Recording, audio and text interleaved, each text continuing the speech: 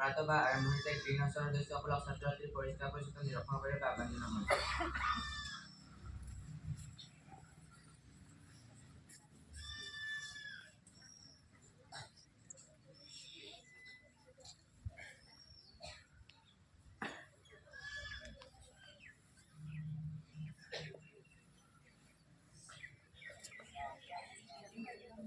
এতিয়া শাৰীৰিক ব্যায়াম আৰম্ভ কৰা হ'ব।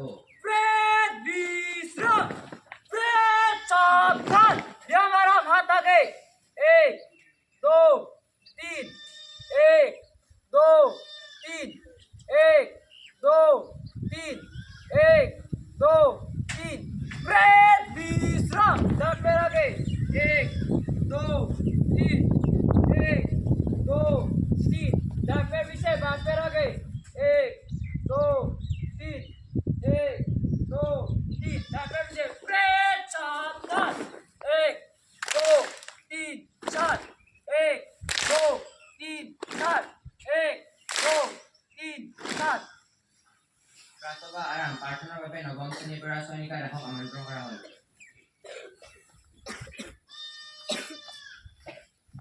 নমস্কাৰ, মোৰ নাম শ্ৰী চয়নিকা দাস। মই স্কুলৰ প্ৰাৰ্থনা ভলিউম ওলাইছোঁ। ভলিউম সকলোৱে সহযোগ কৰি যেন অনুমান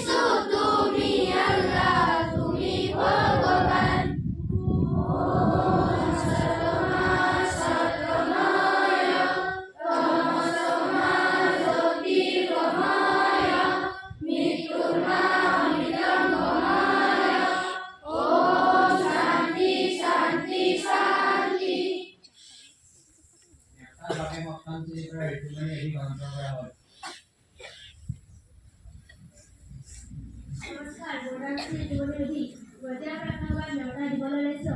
বতীয়া পুৰণৰ মাজুভাগৰ 12 শব্দ পাঠ কৰিবলৈ লৈছো।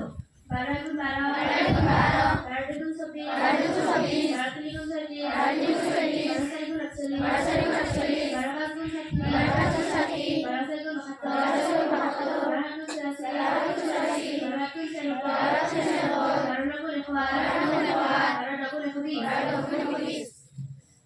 মহাত্মকৰ বাণীৰ বাবে গ্ৰীণহাউচৰ দলৰ পৰা যিকোনো 3জন ছাত্ৰ-ছাত্ৰীক আমন্ত্ৰণ কৰা হ'ল। শিক্ষা হৈছে এনে এবিধ হাতিয়াৰ যাৰ জৰিয়তে পৃথিৱী সলনি কৰিব পাৰি। এই কথাষাৰ কৈছিল নেলছন মেণ্ডেলে।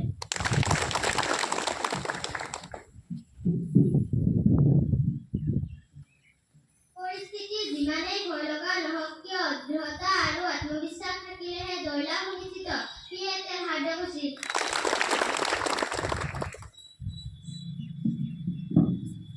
মই চৰাই পুহিছিলোঁ, উৰি গ'ল। মই বান্দৰ পুহিছিলোঁ, পলাই গ'ল। যেতিয়া মই এজোপা গছ ৰুলো, তেতিয়াই চৰাই আৰু বান্দৰ দুয়োটা উভতি আহিল। এই কথাষাৰ কৈছিল ডক্টৰ APJ আব্দুল কালামে। সূৰ্যৰ বাবে গ্ৰীণহাউচৰ দলৰ পৰা যিকোনো 3জন ছাত্ৰ-ছাত্ৰীক আমন্ত্ৰণ কৰা হ'ল।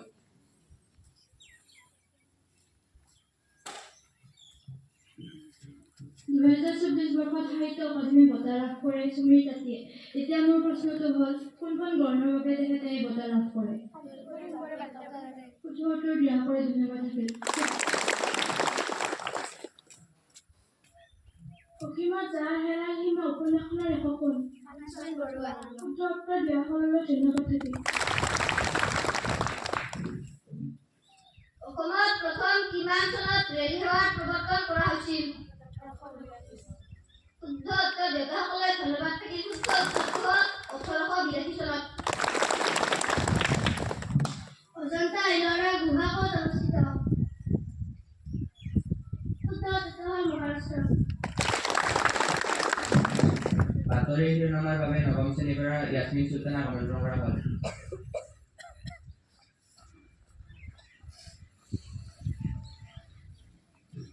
নমস্কাৰ, মই য়াসমিন চুলতানা। আজিৰ বাতৰিৰ মুখ্য শিৰোনামাসমূহ পঢ়িবলৈ ওলাইছোঁ। ভুলৰে ক্ষমা কৰিব।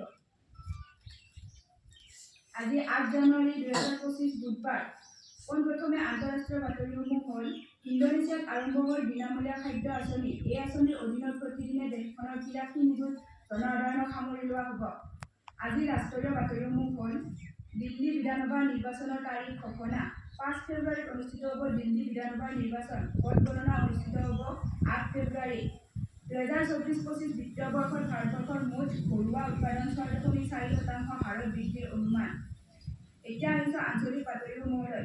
অসমৰ চৰকাৰী বিদ্যালয়সমূহৰ শিক্ষাৰ গুণগত মান নিৰূপণৰ উদ্দেশ্যে অনুষ্ঠিত হোৱা 2025 শিক্ষাবৰ্ষৰ গুণোৎসৱৰ বহিঃমূল্যায়নৰ আজি দ্বিতীয় দিন। অসম মন্ত্ৰীসভাৰ সম্প্ৰসাৰণ বিধায়ক প্ৰশান্ত ফুকন, কৃষ্ণেন্দু পল আৰু ৰূপেশ গোৱালাক মন্ত্ৰিত্ব।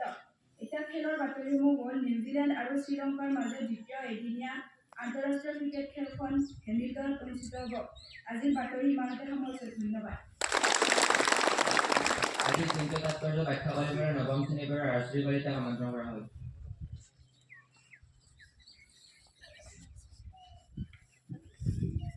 নমস্কাৰ, মই শ্ৰী ৰাজশ্ৰী কলিতাই আজিৰ দিনটো তাৎপৰ্য ব্যাখ্যা কৰিব ওলাইছোঁ। ভুলৰে ক্ষমা কৰি দিব। আজি 8 জানুৱাৰী 2025 বুধবাৰ। আজি আমাৰ বিদ্যালয়ৰ বাবে এটি বিশেষ দিন। আজি অসমৰ চৰকাৰী বিদ্যালয়সমূহৰ ষষ্ঠ পৰ্যায়ৰ গুণোৎসৱৰ দ্বিতীয় দিন। সেই উপলক্ষে আমাৰ মাজত সন্মানীয় বহিঃমূল্যক হিচাপে উপস্থিত হৈছে জৱাহৰলাল নেহৰু মহাবিদ্যালয় বকৰ সন্মানীয় গ্ৰন্থাগাৰিক শ্ৰদ্ধেয় ডক্টৰ অনামিকা বসু মহোদয়। তেখেতক আমাৰ বিদ্যালয়ৰ শিক্ষক-শিক্ষয়িত্ৰী তথা ছাত্ৰ-ছাত্ৰীসকলৰ তৰফৰ পৰা প্ৰীতি শুভেচ্ছা আৰু অভিনন্দন জ্ঞাপন কৰিলোঁ। লগতে তেখেতক আমাৰ বিদ্যালয়লৈ স্বাগতম জনাইছোঁ। গুণোৎসৱ উপলক্ষে অহা বিভিন্ন অতিথিবৃন্দৰ লগতে বিভিন্ন বিদ্যালয়ৰ পৰা অহা শিক্ষক-শিক্ষয়িত্ৰীবৃন্দকো আমি স্বাগতম জনাইছোঁ। 8 জানুৱাৰীৰ দিনটো পৃথিৱীৰ আগ্নেয়গিৰি দিৱস হিচাপে পালন কৰা হয়। 1851 চনত ফৰাচী পদাৰ্থ বিজ্ঞানী লিয়ন ফৌকল্টে প্ৰমাণ কৰি দেখুৱাইছিল যে পৃথিৱীয়ে প্ৰতি 24 ঘণ্টাত নিজ মেৰুদণ্ডৰ ওপৰত এপাক ঘূৰ্ণন সম্পূৰ্ণ কৰে। ফৌকল্টে এটা বিশেষ পেণ্ডুলাম ব্যৱহাৰ কৰি পৃথিৱীৰ আগ্নেয়গিৰি পৰিঘটনাটো প্ৰদৰ্শন কৰি দেখুৱাইছিল। তেতিয়াৰে পৰা 8 জানুৱাৰীৰ দিনটো পৃথিৱীৰ আগ্নেয়গিৰি দিৱস হিচাপে পালন কৰা হয়। এয়াই আছিল আজিৰ দিনটোৰ তাৎপৰ্য। ধন্যবাদ। সফলভাৱে সপ্তম শ্ৰেণীৰ পৰা অংকুৰ ৰাভাক আমন্ত্ৰণ কৰা হ'ল।